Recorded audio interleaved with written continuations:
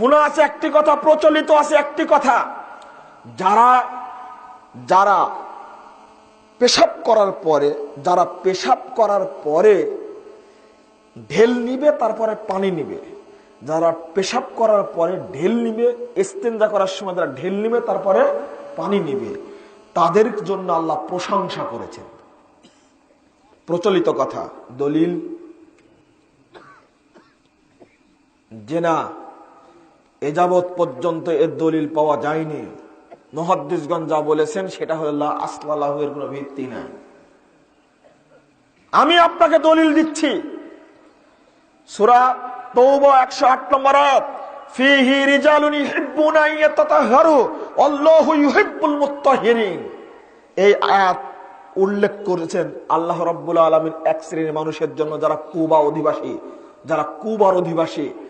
সেখানে কিছু ব্যক্তি রয়েছেন, তারা পবিত্রতা হাসিল করাকে ভালোবাসেন, আল্লাহ তাদেরকে ভালোবাসেন।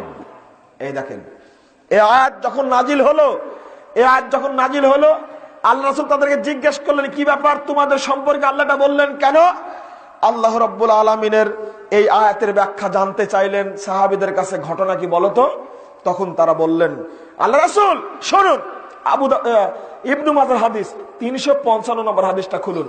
আল্লাহ রাসূল সাল্লাল্লাহু আলাইহি সাল্লামকে বলছেন, নাতাসিলু মিনাল জানাবা, আমরা অপবিত্র হলে গোসল করি, 1 নম্বর। ওয়ানাস্তানজিবিল মা, আর আমরা পানি দ্বারা ইস্তেঞ্জা করি। নাস্তানজিবিল মা, পানি দ্বারা ইস্তেঞ্জা করি।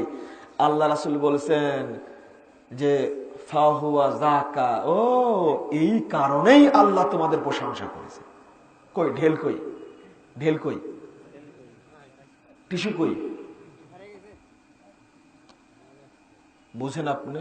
নিয়ে আসেন ইবনু মাজাহ। আপনার ইবনু মাজাহ না থাকে, জাল হাদিসের কবলে রাসূলুল্লাহ সালাত বইটি সংগ্রহ করে নিয়ে যাবেন, বিস্তারিত উল্লেখ করে দিয়েছে সেখানে। এই দেখেন, নাগতাসিলু বিল জানাবা, অপবিত্র হলে গোসল করি পানি দ্বারা। 2, ওয়ানাস্তানজিবিল মা, আর আমরা কি করি? পানি দ্বারা ইস্তেঞ্জা করি।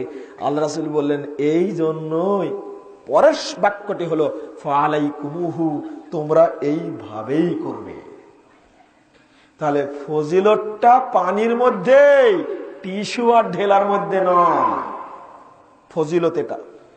তবে ওই আগের অংশটুকু যে জোড়া দেওয়া হয়েছে, ইরওয়ালুল গালিল 42 নম্বর সিরিয়ালের হাদিসটা খুলুন। তিনি বলছেন লা আসলা লাহা, এই কথার কোনো ভিত্তি নেই। আমি বলতে চাচ্ছি এখানে একটি কথা, সেটা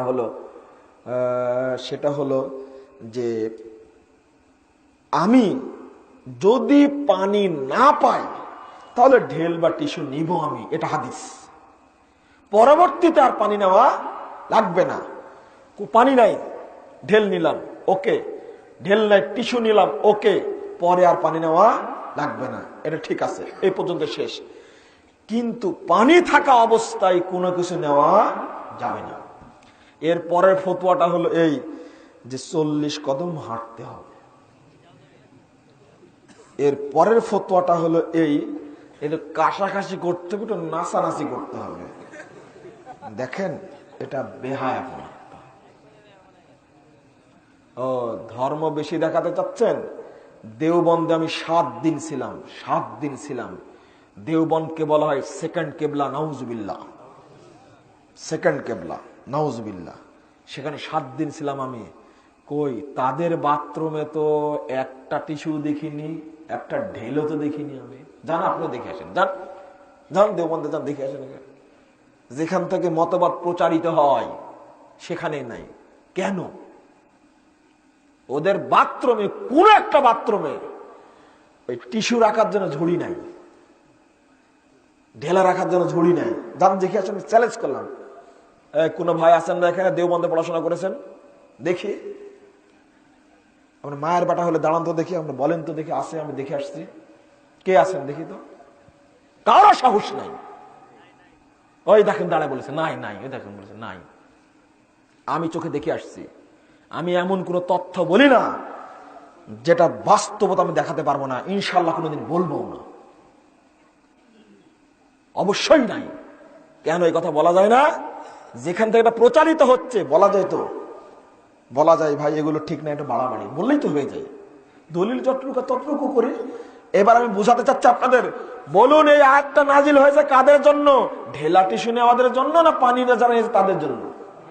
যারা পানি নেন তাদের জন্য। বলুন আলহামদুলিল্লাহ, আমরা পানি দিয়ে ইস্তেঞ্জা করি।